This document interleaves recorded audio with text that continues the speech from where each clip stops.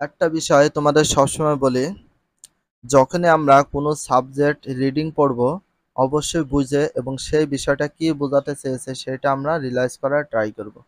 যদি আমরা সেগুলো বুঝে পড়ার চেষ্টা করি, তাহলে আমাদের যে নলেজ ইনক্রিজিংটা হয় সেটা আরও ইমপ্রুভমেন্ট হবে।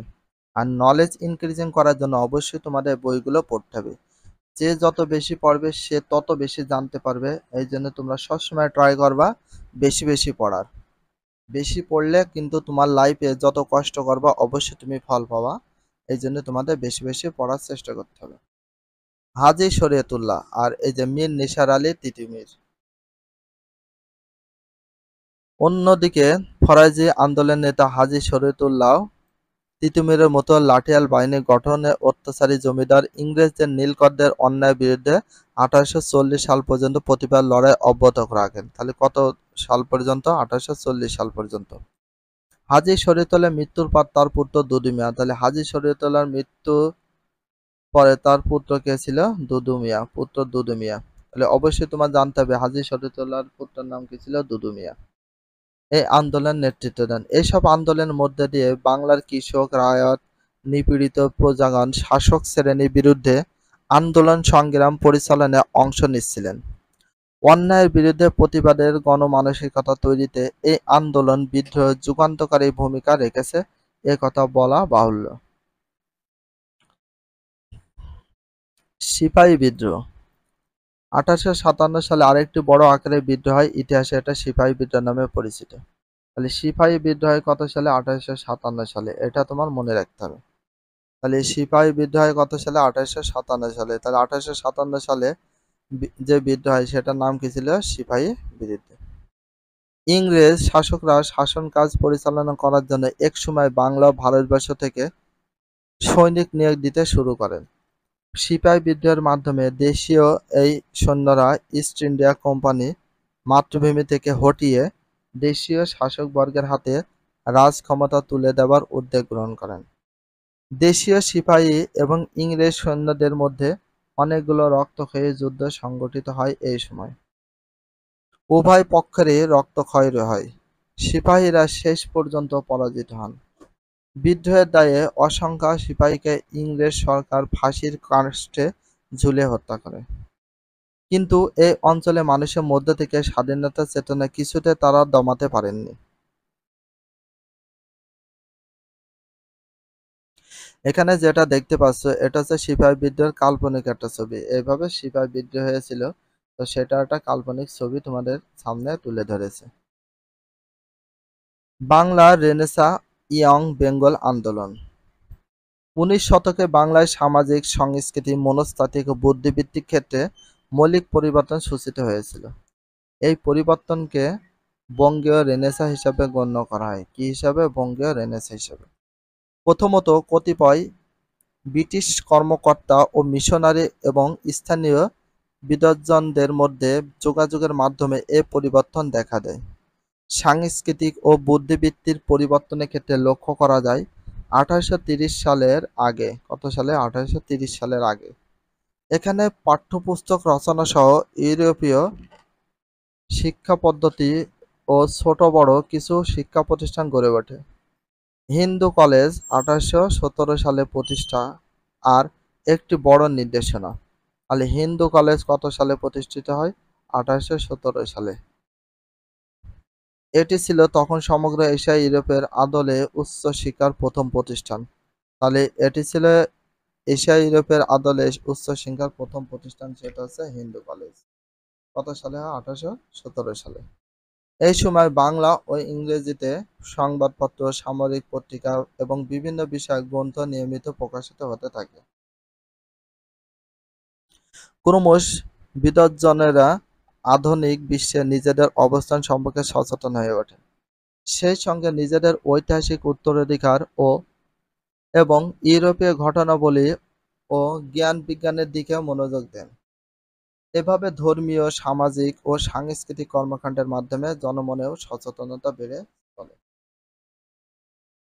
ইয়ং বেঙ্গল হিন্দু কলেজ ছাত্রদের সমসাময়িক সমাজ কর্তৃক প্রদত্ত একটি অভিধা বিশেষ। তারা সবাই হিন্দু কলেজে মুক্তবুদ্ধি যুক্তিবাদী শিক্ষক হেনরি লুই ভিভিয়ান জিরোইস অনুসারী ছিলেন। ডিরোজিও তাদের ছাত্রদের জীবন ও সমাজ প্রক্রিয়ার প্রতিটি যুক্তি সিদ্ধ দৃষ্টিভঙ্গি গ্রহণ করার শিক্ষা দিয়েছিলেন। তিনি শিখিয়েছিলেন কি করে সামাজিক প্রতিষ্ঠানগুলো গড়ে ওঠে ও বিকশিত হয়, ছাত্রদেরকে জ্ঞান ও অনুরাগী হতে এবং যে কোনো অন্ধবিশ্বাস পরিত্যাগ করতে দীক্ষা দিয়েছিলেন ডিরোজিও। এক্ষেত্রে দৃষ্টান্ত ছিল ইতিহাস আর দর্শন। তার উপদেশ ছিল সত্যের জন্য বাঁচো, সত্যের জন্য মরো। সত্যের জন্য বাঁচো, সত্যের জন্য মরো। এটা কে বলেছিল? ডিরোজিও। ডিরোজিও। ডিরোজিওর প্রিয় ছিলেন হিন্দু কলেজের একদল বুদ্ধিদীপ্ত ছাত্র।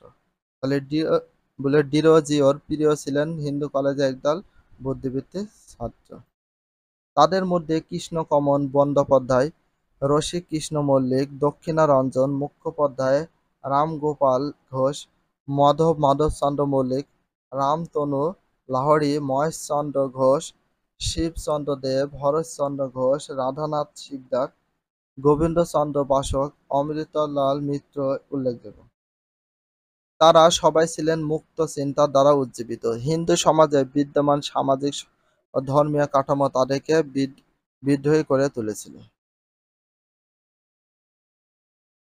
১৯ শতকে সংস্কার আন্দোলন এবং বুদ্ধিবৃত্তিক জাগরণ। ১৯ শতকের প্রথমার্ধে থেকেই বাংলার প্রচলিত ধর্ম, সমাজ, শিক্ষা ও সংস্কৃতি ও রাজনৈতিক চিন্তার ক্ষেত্রে একটি যুগান্তকারী পরিবর্তন সূচনা লক্ষ্য করা যায়। ইউরোপের শিল্প বিপ্লব ও ফরাসি বিপ্লবের প্রভাব বাংলার শিক্ষিত সমাজে রাজনৈতিক চেতনার বিকাশ ঘটে। অন্যদিকে রাজা রামমোহন রায়, ঈশ্বরচন্দ্র বিদ্যাসাগর, হিরোজি, সৈয়দ আমির আলী, নবাব আব্দুল লতিফ, বেগম রোকেয়া প্রমুখ ধর্ম, সমাজ, শিক্ষা, সংস্কৃতি, রাজনীতি প্রভৃতি ক্ষেত্রে নতুন এক সংস্কার আন্দোলনের সূচনা করেন। এর ফলে বাংলা মানুষের মধ্যে নতুন এক জায়গার সৃষ্টি হয় বা জাগরণের সৃষ্টি হয়। বিভিন্ন সংগঠনের মাধ্যমে সরকারের সঙ্গে আলাপ করে মানুষের অধিকার আদায়ের উদ্যোগ গৃহীত হয়। সতীদাহ, বাল্যবিবাহের মতো অন্ধকার প্রথাগুলো সমাজ থেকে উচ্ছেদ করা হয়। নারীদের অন্তঃপুরে আবদ্ধ না রেখে আধুনিক শিক্ষায় শিক্ষিত করে পুরুষের পাশাপাশি কর্মক্ষেত্রে অবদান রাখার জন্য বেগম রোকেয়া এগিয়ে আসেন। তিনি নিজ উদ্যোগে স্কুল প্রতিষ্ঠা করে নারী শিক্ষার ব্যবস্থা করেন এবং বিভিন্ন প্রবন্ধ গ্রন্থ লিখে সমাজের সবাইকে নারী শিক্ষার গুরুত্ব দিয়ে বিষয়ে সচেতনতা বৃদ্ধি করেন। চিন্তা মননে বাংলা তরুণদের সংস্কার মুক্ত করতে দেশীয় মানুষদের পাশাপাশি ডিরোজি নামে একজন ইউরোপীয় পণ্ডিত বিশেষ ভূমিকা পালন করেন। ইংরেজ শাসনের অবসান পর্ব। শিক্ষা সংস্কৃতি পাশাপাশি রাজনৈতিক দাবি আদায়ের ভাষা তৈরি হচ্ছিল মানুষের মধ্যে। ব্রিটিশ শাসকদের সঙ্গে সম্পর্ক বজায় রেখে নিয়মতান্ত্রিক রাজনৈতিক চর্চার মধ্যে দিয়ে মানুষের অধিকার আদায়ের জন্য কংগ্রেস ও মুসলিম লীগ নামে দুটি রাজনৈতিক দল কাজ করছিল। অন্যদিকে ব্রিটিশ সরকারকে উপমহাদেশ থেকে বিতাড়িত করার জন্য গড়ে উঠেছিল বেশ কিছু সশস্ত্র বিপ্লব সংগঠন। বিপ্লবী সশস্ত্র আন্দোলনের সংগঠকদের মধ্যে ক্ষুদিরাম, অরবিন্দ ঘোষ, প্রফুল্ল চাকি, মাস্টারদা সূর্য সেন, প্রীতিলতা ওয়াদ্দেদারের নাম বিশেষভাবে উল্লেখযোগ্য। অতর্কিত বোমা হামলা, উচ্চপদস্থ ইংরেজ অফিসারের হত্যা, পরিকল্পিত আক্রমণ ছিল বিপ্লবী যোদ্ধাদের আন্দোলন পরিচালনার বিশেষ নীতি। সশস্ত্র এই আন্দোলন অনেকের মৃত্যুবরণ করেন, কারারুদ্ধ ও হন। তিনি আন্দোলন থেকে বিচ্যুত হন। এইসব আন্দোলনের সংগ্রামের ফলে ব্রিটিশ সরকার ১৯৪৭ সালে ভারতবর্ষ ছেড়ে চলে যেতে বাধ্য হয়। উপমহাদেশ ভারত ও পাকিস্তান নামে দুটি রাষ্ট্রের অভ্যুদয় ঘটে।